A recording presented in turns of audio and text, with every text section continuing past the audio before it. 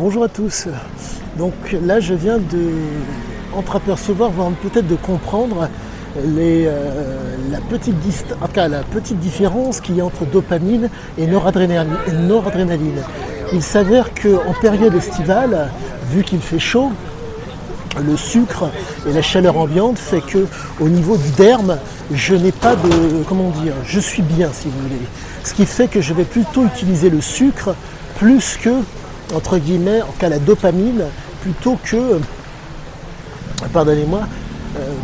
la noradrénaline pour fonctionner, pour que ça soit d'autant plus visible. En période de chaleur, il me faut être dans la gestion de ce que je mange, car je ne peux pas me permettre d'être dans l'excès. Il s'avère que en période, quand il fait chaud, si vous mangez de trop, si je puis dire, il y a un pic d'insuline, si vous mangez bien sûr sucré. Ce pic d'insuline amène donc une fatigue qui fait que pour maintenir l'équilibre physiologique, le corps, entre guillemets, se met plus ou moins à l'arrêt.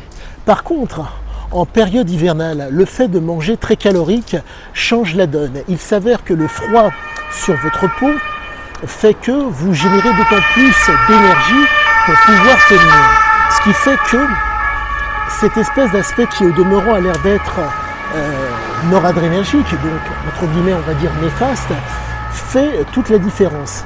C'est un tout petit détail qui fait la différence dans la gestion, et qui m'est nécessaire d'expliquer, en tout cas qui m'est nécessaire de comprendre pour d'autant mieux comprendre Ziké.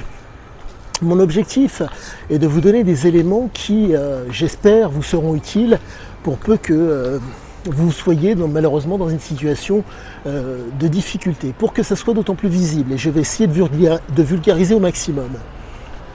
En période de chaleur, il n'est pas nécessaire de manger de façon excessive, car entre guillemets, votre corps a besoin d'être maintenu à 37 degrés, ce qui fait que manger, entre guillemets, si je puis dire, de façon correcte et légère, fait qu'il va y avoir une libération de dopamine d'autant plus optimale et non maximale. Par contre, en période hivernale, manger calorique, manger des produits qui vont faire monter votre pic de glycémie, vont vous permettre de pouvoir aussi générer de la dopamine.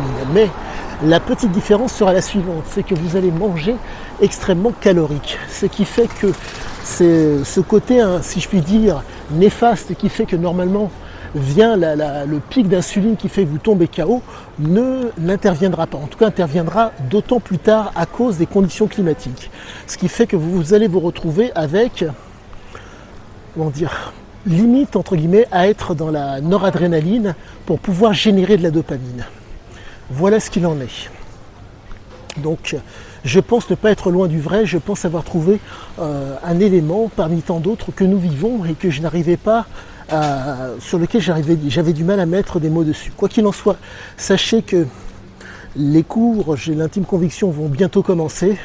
Et je vais essayer de trouver un format peut-être plus agréable pour faire en sorte que ça soit d'autant plus intéressant pour vous. À tous, excellente fin de journée, je vous dis à bientôt.